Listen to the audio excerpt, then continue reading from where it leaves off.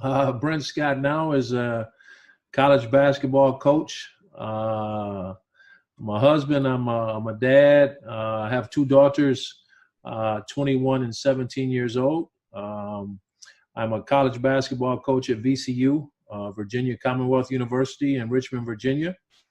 And that's about it, man. Still a basketball player, just don't play anymore. So now I just teach. Do you still remember Race of Roof? Yes. I remember very well. It's something I did as a player, and the fans, I know they liked very much. Yes. What do you remember about your viola experience? It was unbelievable. It was a great experience for me. I've said this many times. It was one of my favorite places to play. Unbelievable city, unbelievable people, great fans, and very, very fortunate to play with some really, really good players, but also, really good friends. I was messaging with Capitano Sandro Santoro the other day. The best, he was a unbelievable leader. I still talk to Coach Jebbia. Coach G was one of my favorite coaches.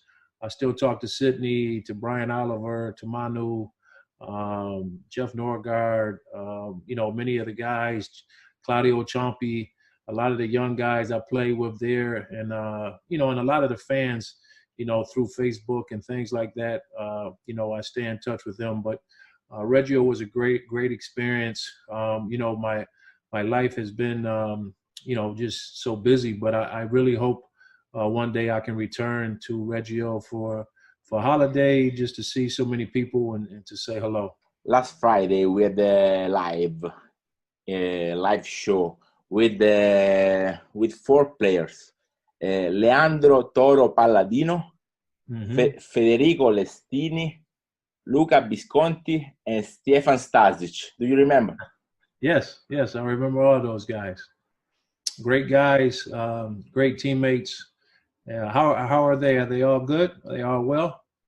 Yes, very well. Stefano Zampogna send a message. What Brent phenomenal is making a mistake specifically from below to catch his rebound and grow his numbers. Shoot, lose, and catch and shoot. Do you remember? Yeah.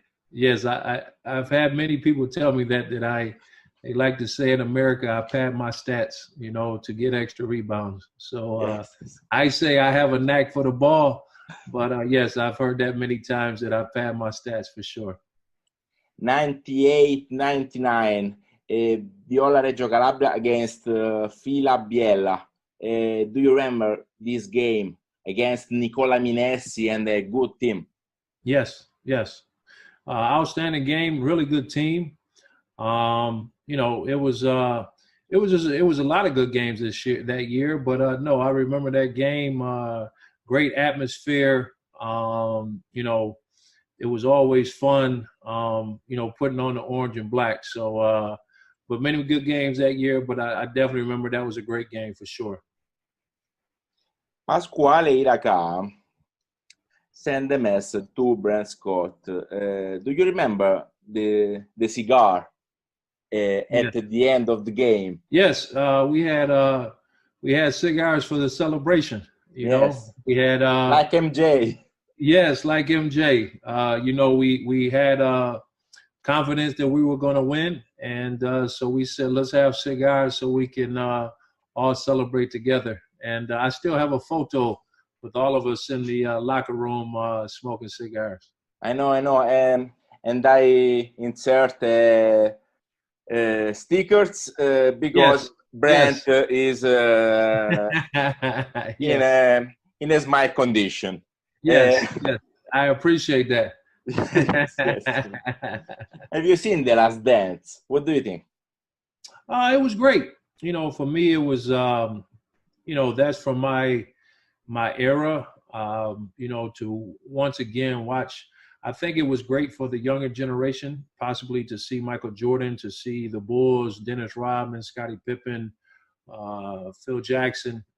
It was interesting to go behind the curtain a little bit, to see, how Mike operated. But no, I enjoyed it. For me, anytime you can go back and watch the history of basketball, especially great teams, great players, I thought it was really good, and especially during this time of the pandemic all over the world, it was a nice to get away, just to have something to look forward to. Brent Scott played in the NBA games with Indiana Pacers in 96, 97, maybe. Yes. What do you remember? Is there Reggie Miller? Yeah.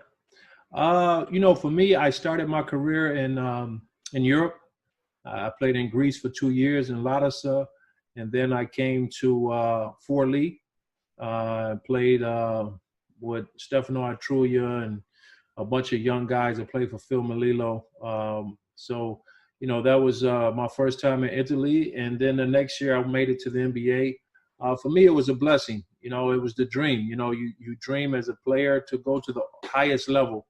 And that was the highest level, to play with Indiana, play for Larry Brown, a Hall of Fame coach, Reggie Miller, the Davis boys, Jalen Rose, Mark Jackson, Rick Smits.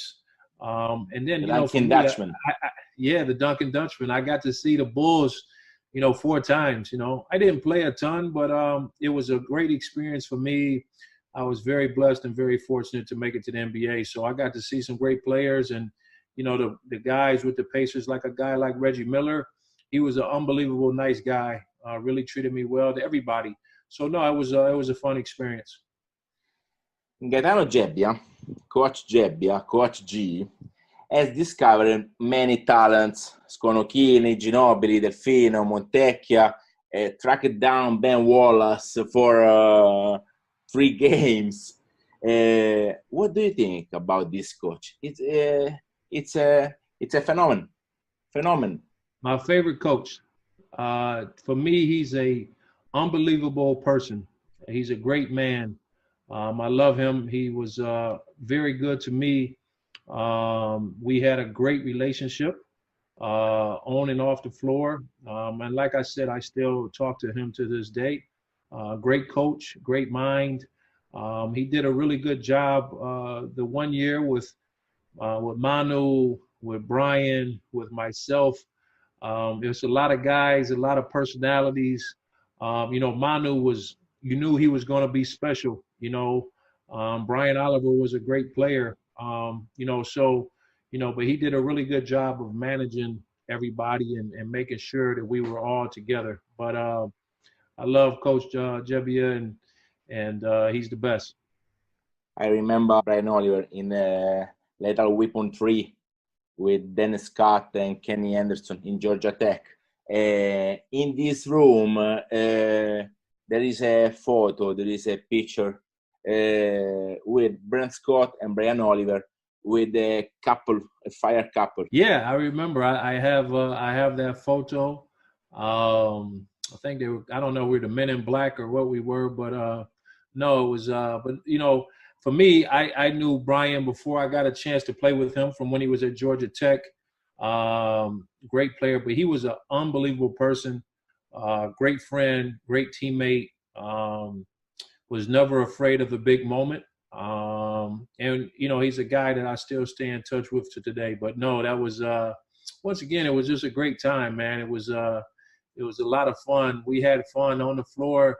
We had fun off the floor. But yes, that was a cool photo.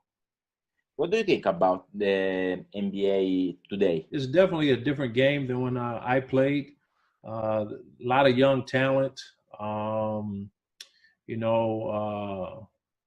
It's amazing some of the things guys can do. I definitely think, as a guy that played in Europe as long as I did, I think there's European influence because nowadays you see the 5 men. There's not traditional 5 men like me. Now everybody shoots threes, everybody dribbles the ball. It's a lot more spacing. I think because of the FIBA and the European basketball style, I think it's had an effect on the NBA. But it's exciting basketball. I miss it. I'm a big Lakers fan, so I was hoping that we missed Kobe. Rest in peace to him. But I was hoping with LeBron this year and Davis, we could hopefully win a championship. So hopefully we'll see if it comes back. But it's definitely a different game. But it's so many talented guys, so many young guys, and it's exciting basketball to watch. It's a magical thing. Kobe Bryant played in Reggio Calabria in 86, 87 because Jelly Bean Joe played here in Standard Viola Reggio Calabria.